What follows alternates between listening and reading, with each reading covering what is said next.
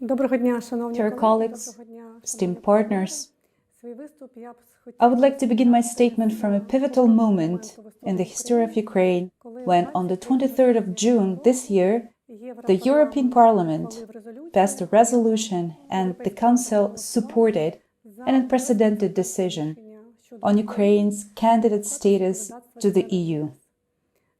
For Ukraine, this is a notable step forward towards the big European Union's family. For us, this is a huge responsibility. This is an even greater homework that we will need to complete to become a genuine part of the European family. Nevertheless, since February 23rd this year, Ukraine has been living in a completely different and horrific reality. We were all awakened by dreadful noises of missile strikes and realized that the war had begun. All of us, as the citizens of Ukraine, as well as migration service officers who are human beings too, tried to first evacuate our families, beloved ones, and children to more secure regions to either be able to come back or stay without leaving from our places, and to continue doing our job for the sake of Ukraine, for its security, and to make sure that our citizens can feel our state's unfailing support. We would wake up in a completely different reality, and we still continue to live in this reality to this day. The aftermath of this reality has been reaching our partners and friends in other countries.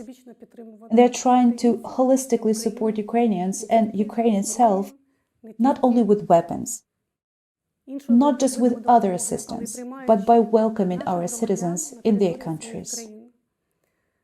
For Ukraine, this is probably one of the most valuable indications that the European community stands ready to accept our people and our state in general to its family.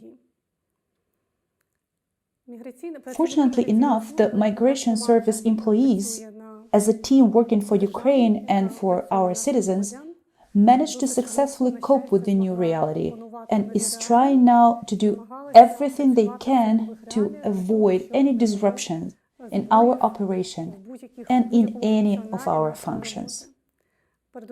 First of all, this has to do with the continued delivery of the administrative services to our citizens that we had delivered before the war.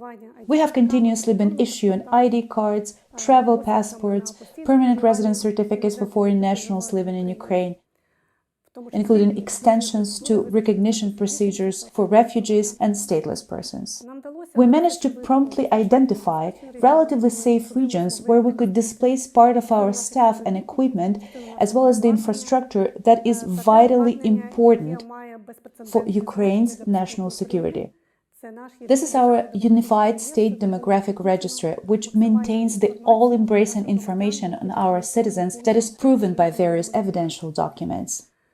We indeed managed to identify those regions after we realized that Russia was not going to put an end to its aggression, that we had to continue surviving in this reality for quite a long time. And thus, we have to do everything we can for our citizens to have access to whatever services they need in our safe regions at least.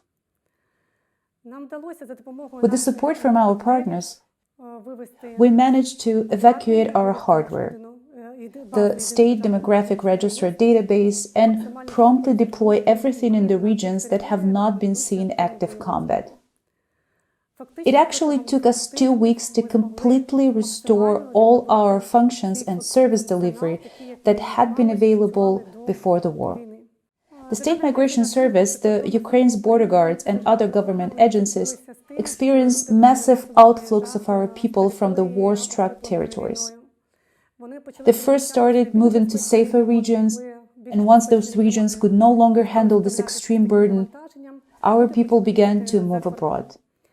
Today, according to the International Organization for Migration, over 14 million Ukrainians were forced to move somewhere else and are currently staying both inside and outside of our country. We realized how desperate was the chaos experienced by our government bodies in the first days of this horrific tragedy caused by the Russian brutal aggression. We understood the chaotic and turbulent conditions witnessed by our partners, especially in the neighboring countries, who had to take a quite significant blow on themselves due to the huge inbound migration of our citizens.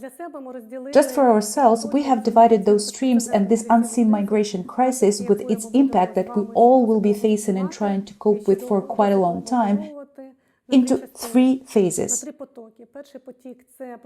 The first phase was from February 24th to March 11th, with a peak on the 6th of March, when we saw massive turmoil both on the Ukrainian and the EU borders. At the time, we were trying to figure out which categories of citizens had been ready and eager to leave first of all. Primarily, those were the people who had their own vehicles, who had cash savings, who actually knew where exactly they were going to their relatives and friends in the EU. They realized where they would stay and how they would provide for their living. Phase 2 was between March 12th and 14th, where we saw more people leaving. They had hoped that the nightmare would have ended soon, but at the end of the day, that was not the case. Missile strikes were carried out on the city of Kyiv and the nearby areas. More and more towns and villages were getting occupied, like Bucha, Borodyanka, and Makariv. Those were many adjacent areas to the Ukraine's capital city, which had seemed to be quite safe before. And here again, I would like to extend my sincere gratitude to the border and migration services of our neighboring countries, which managed to quickly put their capabilities together and cope with the situation. They did a great job in making important decisions as fast as possible to accept massive inflows of Ukrainians moved into their territories. They managed to self-organize and engage strong volunteer capabilities. Our Ukrainian citizens were never left alone facing their own challenges as they entered the EU member states. On the contrary, they were picked up at the borders, taken to safe places, provided with food and clothes, and offered social services. This was indeed extremely important, so I cannot thank enough all those institutions that organized all these processes. And the third phase that we have been observing roughly since the 15th of March and until nowadays is about the people leaving their homes after they encountered massive and horrible warfare. Those are primarily Donetsk and Luhansk regions, the city of Mariupol, and in particular all those regions that were occupied and that experienced atrocities by Russian invaders, where people had to be evacuated with the support both from the Ukrainian and international organizations. In our opinion, those people need extraordinary attention and support from you these days. They were severely traumatized, their financial situation is miserable, they had to escape wearing whatever they had on them with no chance to take any more personal belongings. They're frequently detached from reality, so one needs to work closely with them to bring them back to a conscious understanding of this reality. We are aware and we want to thank our neighboring countries from the very depth of our hearts for their response to the most intense flows, not to say refugees, but our Ukrainian people who were forced to leave their home country. First and foremost, this is Poland, our strategic partner. This is Slovakia, Hungary, Italy, France, the United Kingdom, the country that have been relentlessly providing their all-round support. I'm not going to talk about the figures now, since you are definitely quite aware of them, because you certainly realize the huge pressure these figures have caused on the infrastructures of your countries. But you never gave up. You did provide and continue to provide holistic support to our citizens. For this, I want to thank you ever so much again. We are so much grateful to the EU member states for invoking an unprecedented decision on the 3rd of March, which has never been the case before in the European Union, to my knowledge. This has allowed our citizens to obtain the temporary protection status. Again and again, we want to emphasize to all our partners that we do not consider our Ukrainian nationals as refugees. We do not want them to be regarded as forced migrants. We consider them as individuals who forcibly and temporarily ended up in a different country. Ukraine stands ready to accept them all back as soon as it is safe for them to return. In all meetings with our partners, we have been saying it clearly and asking not to adopt long-term integration and adaptation programs for Ukrainian citizens. Please do everything possible to deliver mental, financial, and social support, with our primary focus on Ukraine being their home, that Ukraine will eventually become a safe country. Ukraine is already a part of the European Union, and we want our people to come back to their homes, to their own country, and start rebuilding their nation fully in line with the EU standards.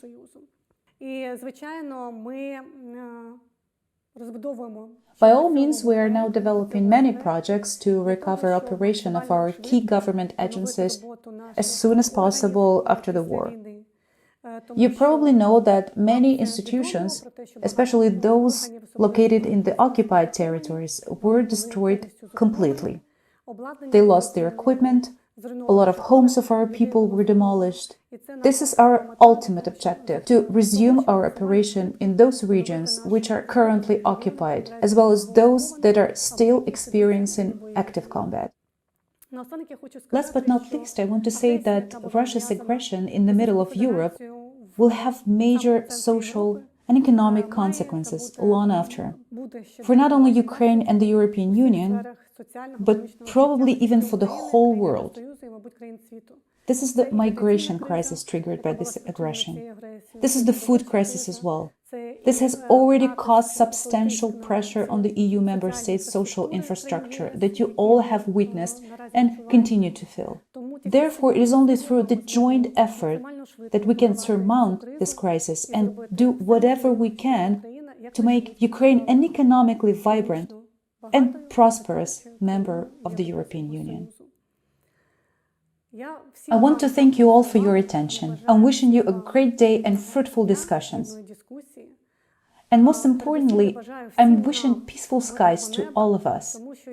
It is not even surprising that wishes like peaceful skies to you or have a peaceful night have become truly sacred for every citizen of Ukraine.